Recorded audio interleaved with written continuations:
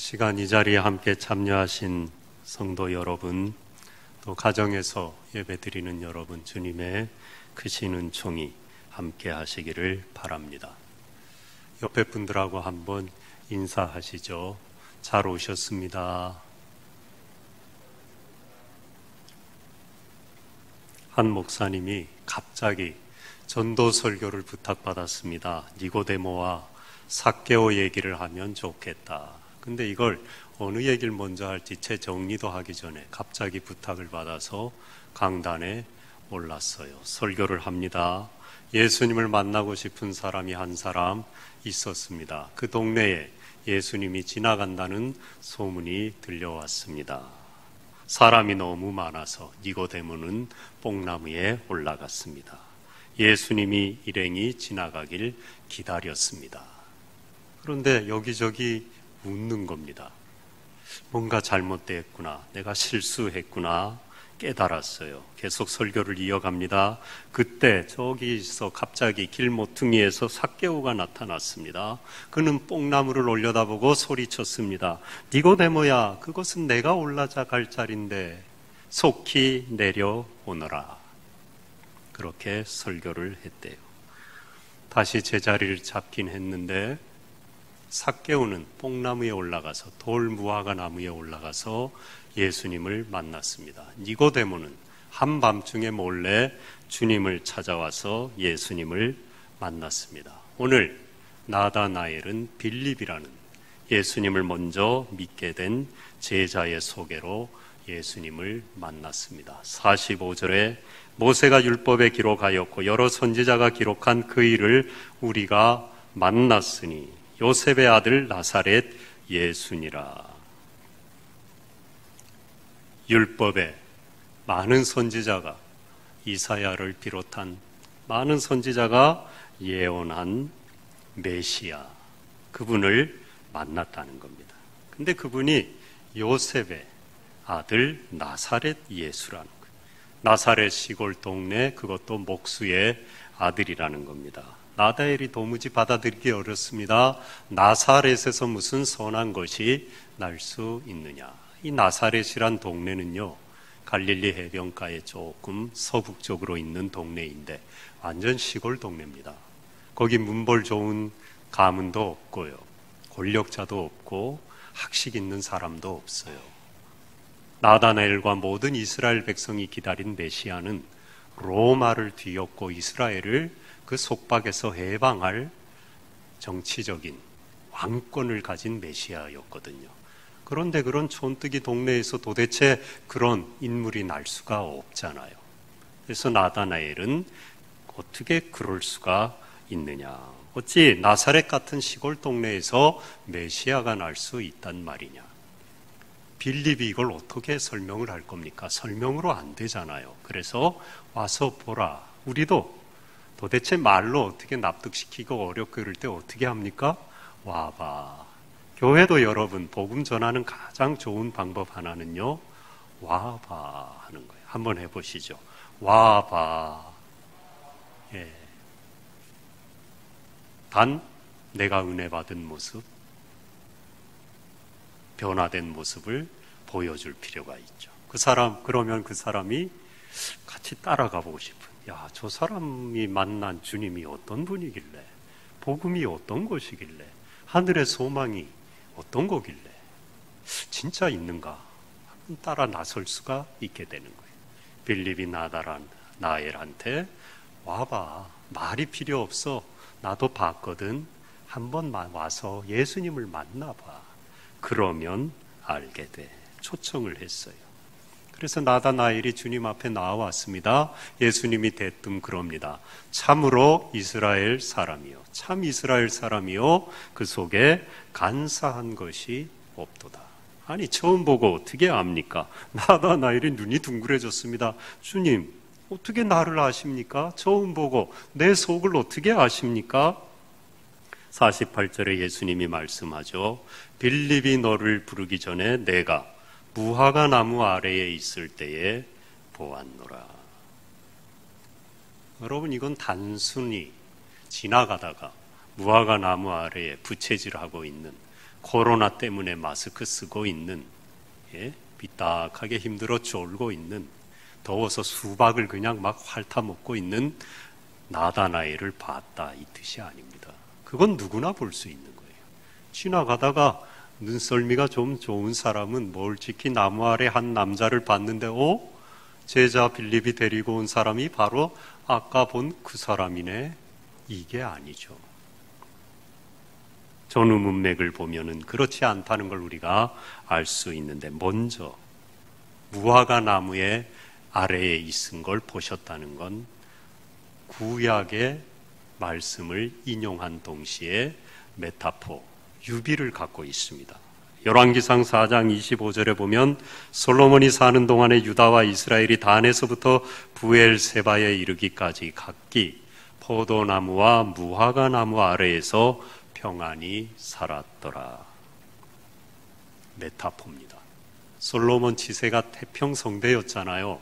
그래서 전쟁도 없고 전쟁을 한들 다 이기고 그냥 쌓아놓고 다 먹고 쓰지 못해서 그렇게 풍성한, 부유한, 강성한 시대였습니다. 그러니까 모든 백성들이 평안한 거예요.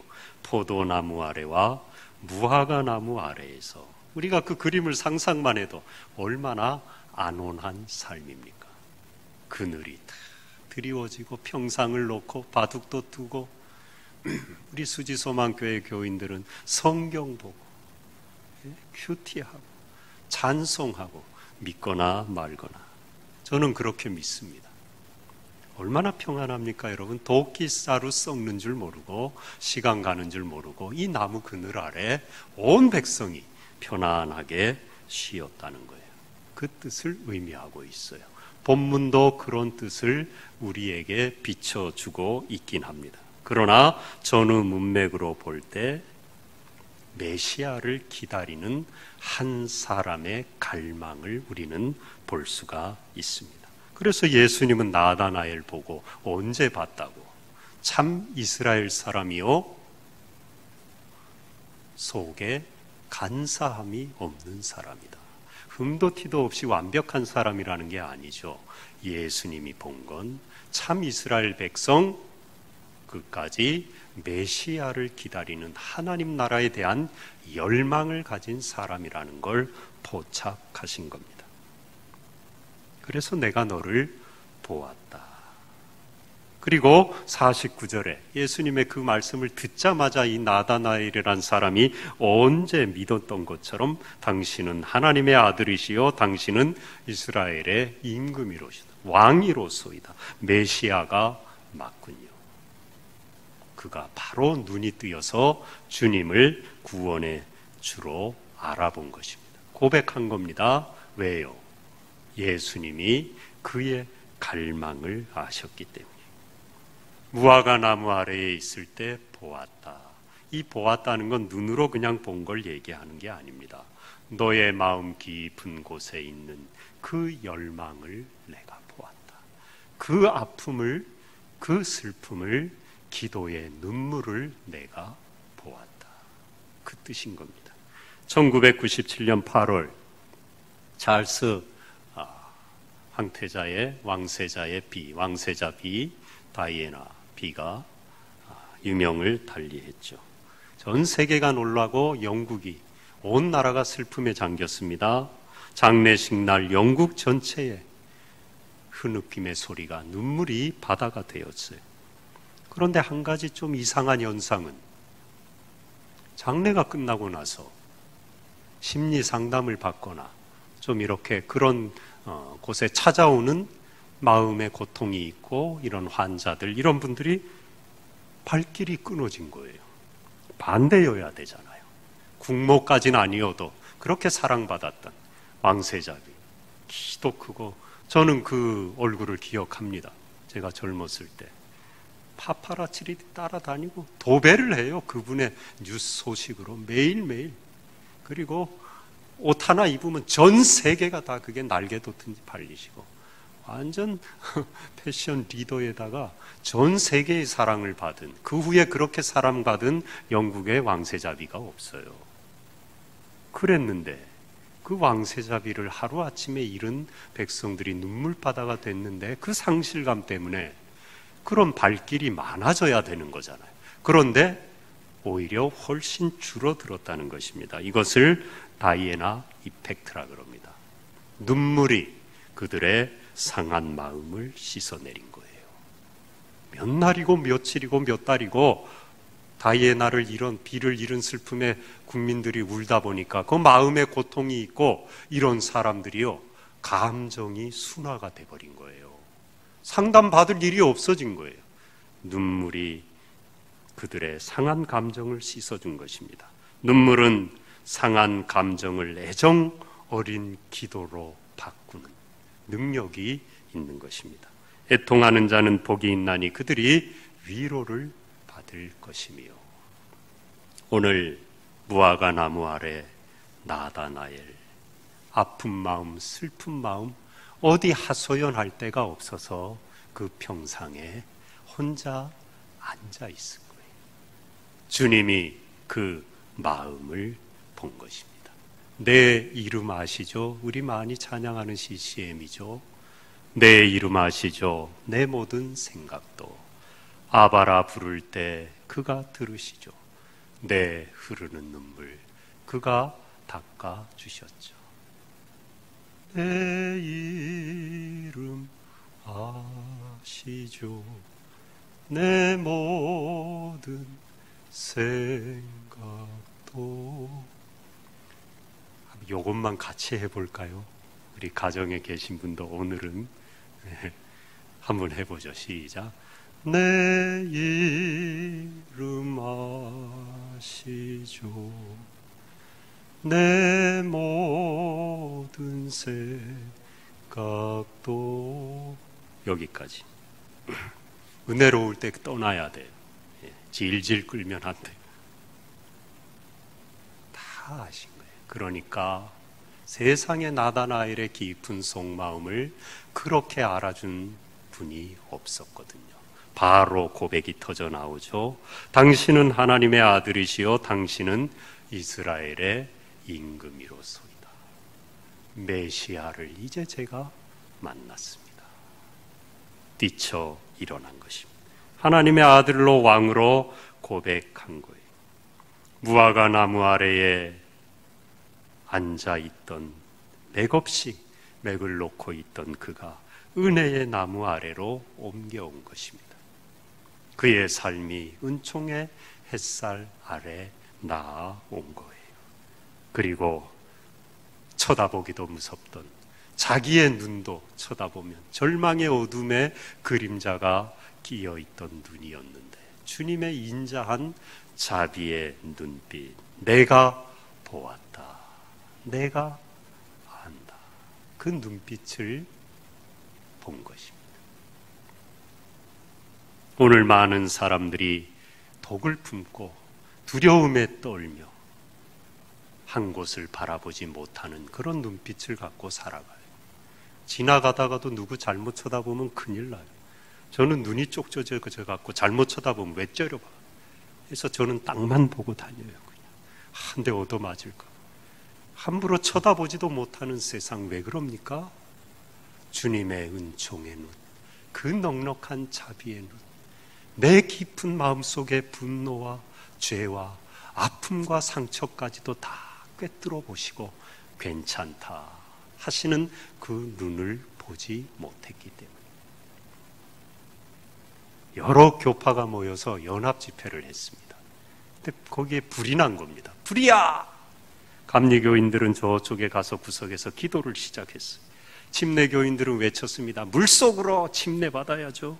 장로교인들은 위원회를 구성했어요. 회의에서 다음 주에 서면 보고하겠습니다. 루터교인들은 이건 마귀의 장난이다, 무서워하지 마라, 공고문을 써붙였어요. 순복음교인들은 불같은 성령의 역사가 일어났다, 더 차올라라, 부채질을 해댑니다. 모라비안 교도들은 하나님의 뜻입니다. 그리고 오히려 하나님을 찬송했어요. 성공의 교인들은 질서정연하게 현장을 빠져나갔습니다. 오늘 우리가 신앙생활 하고 있는데 내가 앉아있는 무화과 나무 아래에서는 참된 은혜를 볼 수가 없는 것입니다. 오늘 말씀에 하늘이 열리고 51절에 하늘이 열려서 그 은혜의 빛을 쏘임 받은 사람만이요 모든 삶의 고통과 문제를 자비의 눈으로 바라보게 되는 것입니다. 하늘이 열려야 됩니다. 50절로 돌아가면 그때 우리는 더 큰 일을 보게 됩니다. 이보다 더 큰 일을 보리라. 할렐루야. 지금 우리 고통 가운데 있지만 한치 앞을 알 수 없지만 하나님이 더 큰 일을 예비하고 계시고 이루고 계시고 보여주실 줄로 믿습니다. 보시기 바랍니다. 믿음의 눈으로 보십시오. 자비로 세상을 볼 수 있는 사람만이 비전을 볼 수 있어요. 눈물의 기도에 눈을 경험하지 못한 사람이 미래의 비전을 꿈꿀 수 없습니다. 비전은 눈물을 먹고 자라나는 것입니다. 하늘이 열렸대요. 진실로 진실로 너희에게 이르노니 하늘이 열리고 닫힌 문이 열렸다는 겁니다. 깜깜 온통 칠흑 같은 이 세상이 하나님이 은혜의 문을 하늘의 문을 열어주셨다는 거예요. 실제로 이 이스라엘 백성은 고통 가운데 칠흑 같은 날들을 지내고 있었거든. 마지막 말라기 선지자 이후에 세례 요한까지 약 400년간을 개미 새끼 한 마리 음성조차 들리지 않고 하나님의 계시가 완전히 차단된 막힌 그 답답한 지경 가운데 있은 겁니다. 오늘 주님께서 그걸 열어 제치러 오셨다. 막힌 하늘을 뚫고 가르고 하늘의 은혜와 자비를 가지고 내가 다 안다. 그 어둠을 한순간에 날려버리는 하늘의 은총의 빛을 가지고 오셨다는 거예요.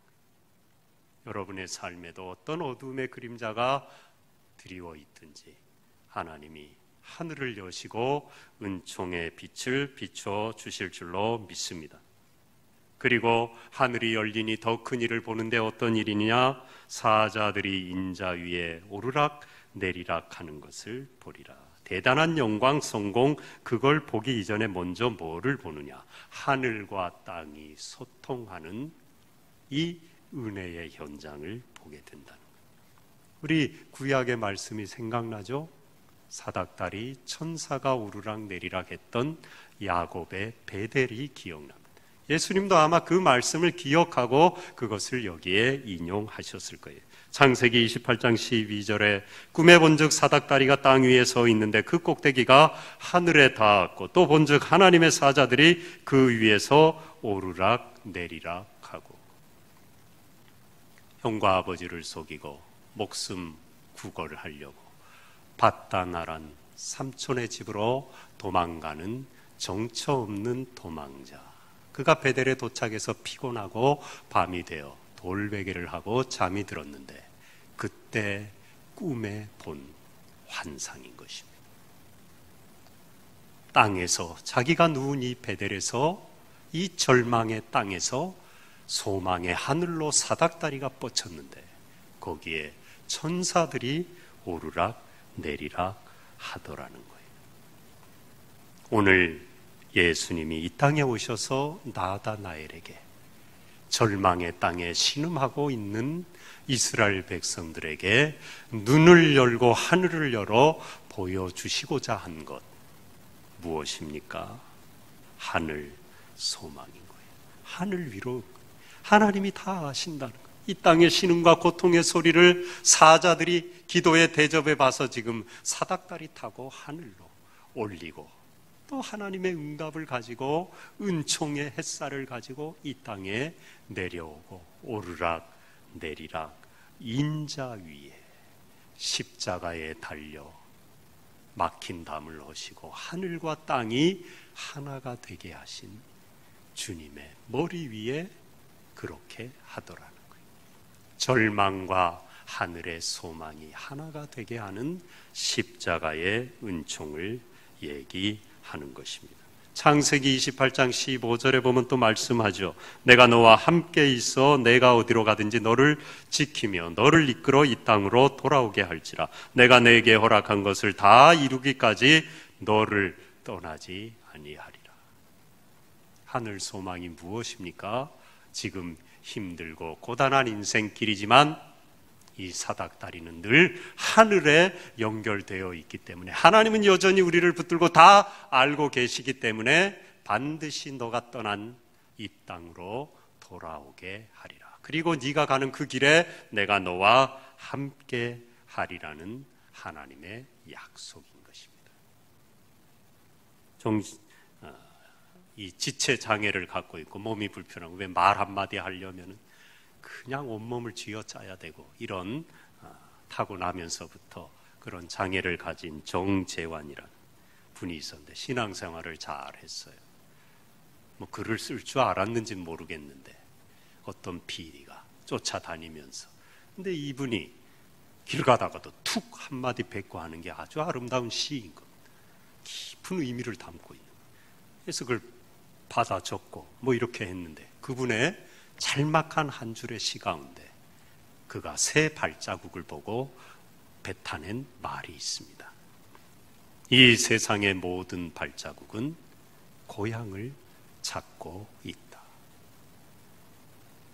우리의 모든 인생길은 떠나온 아버지 품으로, 도망자가 되어 떠났던 이 복된 땅 가나안으로, 아버지 이삭과 일가 친척이 살고 있는 이 따뜻한 품으로 돌아오는 것이라는 거예요. 그런데 그 길에 사닥다리가 있다는 겁니다.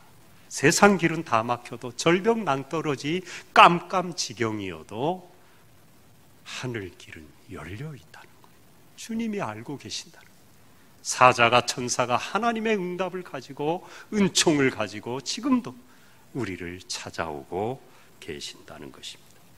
성육신한 인자 하나님의 아들 예수 안에서 하늘과 땅, 하나님과 인간의 영원한 접촉을 본다.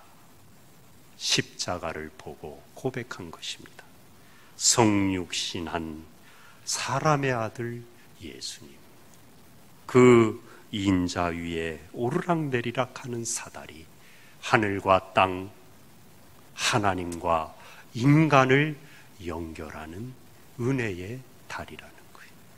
절대로 하나님은 우리를 놓지 않는다는 것입니다. 꺼져가는 이 땅의 절망도 하늘의 소망은 여전히 붙들고 있다는 것입니다. 사람은 죄 가운데 살아가고 어둠 가운데, 갈등 가운데, 어려움 가운데, 요즘 또 한치 앞을 알 수 없는 두려움 가운데 살아가지만 하나님은 여전히 영원히 우리와 함께 하시고 반드시 떠나온 그 품으로 돌아가게 하신다는 것입니다.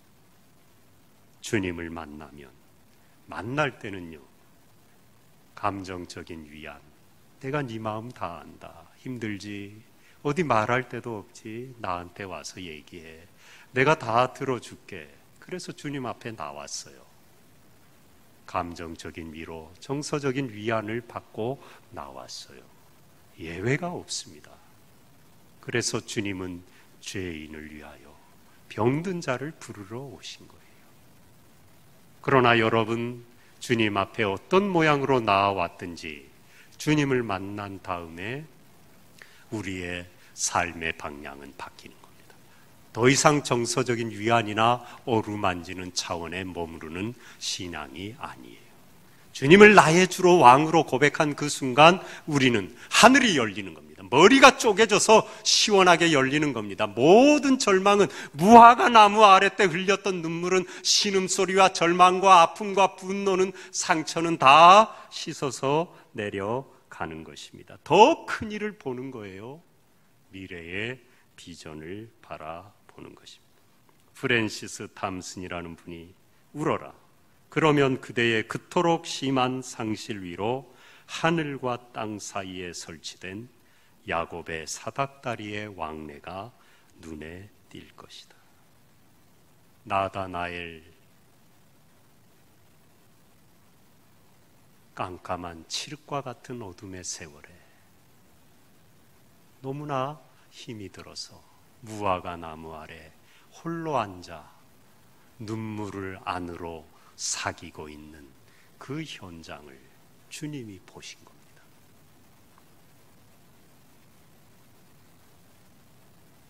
그 주님을 만나면 그 상실과 상처와 아픔 위에 야곱의 사닥다리가 있다는 거예요. 그리고 하나님의 은총이 왕래한다는 것입니다. 하나님을 믿는 사람들, 신앙으로 이 어려움 가운데 있지만 그 사닥다리를 붙들고 내 기도의 향을 지금도 눈물의 병에 담아 올려드리는 그 한 영혼을 주님은 찾고 계시고 지금도 만나 주신다는 것입니다. 그니 주님의 그 자비한 따뜻한 은총의 눈빛을 본 사람만이 이 세상을 품을 수 있어요. 분노로 이글거리는 시기와 질투로 불신으로 두려움으로 떨리는 눈을 갖고 침침한 눈, 뭔가 속에 거짓된 걸 감춰서 꾸미는 이 눈을 갖고 살아가는, 그래서 점점 어려워지고 깜깜지경이 되는 이 세상에 여러분, 우리는 하나님의 그 환한 은총의 빛을 쏘임받은 사람들입니다. 눈이 바뀌는 겁니다. 그 어떤 세상의 죄와 어리석은 모습과 아픔을 보아도요, 그게 분노로 내 눈에 담기질 않아요. 주님이 나를 따뜻하게 바라보셨던 것처럼 나도 아파하고 절망 가운데 죄악을 물맞으시듯 하며 이글거리는 눈으로 살아가는 이 모든 사람들을 품을 수가 있는 겁니다. 자비의 통로가 되는 거예요. 그러려면 내가 먼저 주님을 만나야 됩니다. 나의 주로 고백해야 됩니다. 그때 하늘이 열리고 우리는 더 큰 일을 보는데, 그건 바로 자비의 눈빛으로, 눈물이 머금은 눈빛으로 이 세상을 바라보는 거예요. 여러분, 어떤 눈으로 지금 나와 가족과 교우와 세상을 보고 계십니까? 주님이 나를 보셨듯이 우리도 그 자비한 눈빛, 따뜻한 눈빛으로 바라보기 어려운 사람 있지만 그럼에도 불구하고 따뜻하게 바라보는, 하늘이 열리는 더 큰 일을 보는 십자가의 은혜를 날마다 짊어지고 살아가는 저와 여러분 되시기를 축복합니다.